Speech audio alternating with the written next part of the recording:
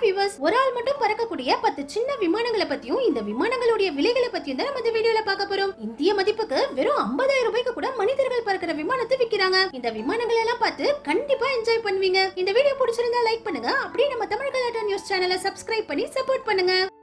நம்ம முதல்ல பார்க்க போறது சப்சோனிக்ஸ். ஒரு ஆள் மட்டும் பறக்கிற சின்ன விமானங்கள்ல இந்த சப்சோனிக்ஸ் JX2 தான் ஜெட் இன்ஜினோட இருக்கிற சின்ன விமானம். அதாவது இந்த குட்டி விமானத்தை வச்சு வானத்துல ஸ்டண்ட்களையே செய்யலாமாம். இது 250 km/h ஸ்பீட்ல பறக்கும். நிறைய பைலட்டுகள் இந்த விமானத்துல தான் ஸ்டண்ட்கள் எல்லாம் பண்ணி ட்ரைனிங் எடுக்கறாங்க. அடுத்தது கொலம்பியன் CRI. உலகத்துல இருக்கிற சின்ன விமானங்கள்லயே இதுதான் முதல்ல டபுள் இன்ஜினோட உருவாக்கப்பட்ட சின்ன விமானம். பொதுவா சின்ன விமானங்கள்ல ஒரு இன்ஜின் தான் இருக்கும். இதனால இன்ஜின் ஃபெயிலியர் ஆகி நிறைய பேர் சின்ன விமானங்கள்ல இருந்து கீழே விழுந்து இறந்து போயிருக்காங்க. ஆனா இந்த விமானத்துல ஒரு இன்ஜின் ஃபெயிலியர் ஆனாலும் இன்னொரு இன்ஜினை வச்சு சேஃபா தர இறங்கிட முடியும். இந்த விமானத்தோட விலை $20,000, இந்திய மதிப்புக்கு 16 லட்சம் ரூபாய். அடுத்தது ஓபன் ஸ்கை. ஒரு ஆள் மட்டும் ஓட்டுற சின்ன விமானங்கள்லயே இந்த ஓபன் ஸ்கை M02J தான் படுத்துக்கிட்டே ஓட்டுற ரொம்பவும் வித்தியாசமான ஒரு விமானம். ஜப்பான்ல உள்ள காலேஜ் ஸ்டூடெண்ட்கள் கார்ட்டூன்ல வர விமானத்தை பார்த்துட்டு அதையே மாடலா வச்சு விளையாட்ட உருவாக்கின விமானம் தான் இந்த ஓபன் ஸ்கை விமானம். முதல்ல இவங்க இதை ரிமோட்ல ஆபரேட் பண்ற ஒரு பொம்மை விமானமா தான் உருவாக்கி இருக்காங்க. ஆனா போக போக மனிதர்களே பறக்கிற பெரிய விமானமாவே உருவாக்கிட்டாங்க.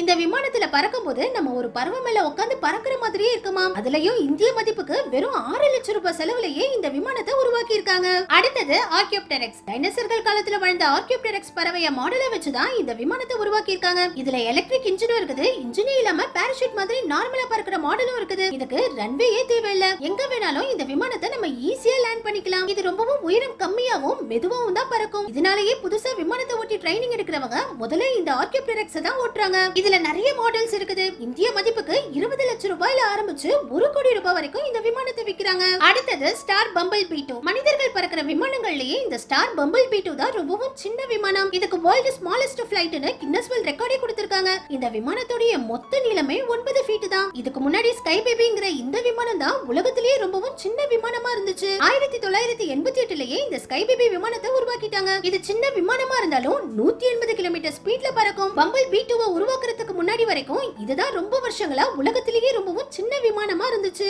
அடுத்தது மெக்டொனல்ட் XF-85 காப்லின். இந்த விமானம் வேர்ல்ட் வார் 2ல பாம்புகளை போடுறதுக்காக உருவாக்கப்பட்ட ஒரு சின்ன விமானம். 14 ஃபீட் நீளத்துல உள்ள இந்த விமானத்தை தரையில இருந்து டேக் ஆஃப் லேண்டிங் எல்லாம் பண்ண முடியாது. பெரிய விமானத்துக்கு கீழே இந்த விமானத்தை கனெக்ட் பண்ணி எடுத்துட்டு போய் வானத்துல இருந்தே கழட்டி விட்டுருவாங்க. இதுதான் அமெரிக்கன் ராணுவத்துல இருந்த ரொம்பவும் சின்ன ஜெட் விமானம். அதுலயும் இந்த விமானத்துல டிராவல் பண்ண நிறைய ராணுவ வீரர்கள் திரும்பி பெரிய விமானத்துல வந்து ஜாயின் பண்ண முடியாம கீழே விழுந்து இறந்தும் போயிருக்காங்க. இதுக்கு அடுத்ததா இப்ப ராணுவத்துல இருக்கிற சின்ன விமானம் தான் இந்த C-17. பெரிய C-17 ஏர்கிராஃப்ட் மாடல்லயே இந்த மினி ஏர்கிராஃப்டையும் உருவாக்கி இருக்காங்க. அடுத்தது கிட்டி ஹவ். சின்ன விமானங்கள்லயே இந்த விமானத்தை தான் வெர்டிகலா டேக் ஆஃப் அண்ட் லேண்டிங்கும் பண்ண முடியும். அதாவது இந்த விமானத்துக்கு ரன்வேயே தேவையில்ல. இதை ஈஸியா ஒரே இடத்துலயே டேக் ஆஃபும் பண்ணலாம், லேண்டிங்கும் பண்ணலாம். இதுல மொத்தமா 8 மோட்டார்கள் இருக்குது. இதனால ஏதாவது 1-2 மோட்டார்கள் ஃபெயிலியர் ஆனாலும் இத சேஃபா லேண்ட் பண்ண முடியும். இதுல ஆட்டோமேட்டிக் ஃளையிங் சிஸ்டமும் இருக்குது. இதனால விமானத்தை ஓட்ட தெரியாதவங்க கூட GPS மூலமாவே போக வேண்டிய இடத்தை சூஸ் பண்ணாலே இந்த விமானம் தானாவே அவங்க போக வேண்டிய இடத்துக்கு கொண்டு போய் இறக்கி விடும். அடுத்தது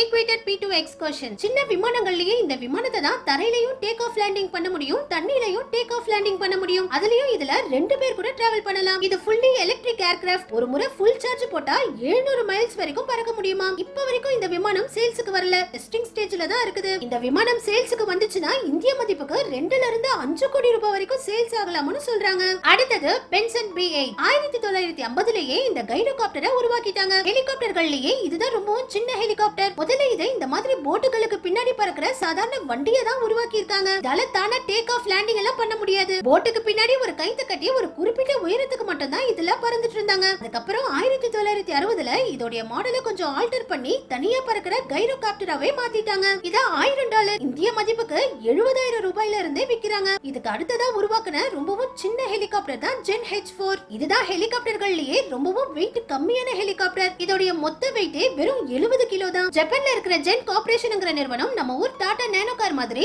எல்லாராலையும் வாங்க முடியற மாதிரி கம்மியான விலையில ஒரு ஹெலிகாப்டரை உருவாக்கணும்ங்கிறதுக்காகவே இத உருவாக்கி இருக்காங்க. இத இந்திய மதிப்புக்கு வெறும் 50,000 ரூபாய்க்கு விக்கிற ஐடியால தான் இருந்திருக்காங்க. ஆனா இதுல இருக்கிற பாதுகாப்பு குறைபாடுகளால ஜப்பான் கவர்மெண்ட் பொதுமக்களுக்கு இந்த ஹெலிகாப்டர் விக்க அனுமதி கொடுக்கல. சாதாரண பைக் ஓட்டுற மாதிரி ஸ்டீரிங்க பிடிச்சு ஈஸியா இந்த ஹெலிகாப்டர் ஹெலிகாப்டரை ஓட்ட முடியுமா? ஆனாலும் பொதுமக்களுடைய சேஃப்டிக்காக இந்த ஹெலிகாப்டர் சேல்ஸுக்கு வரவே இல்ல.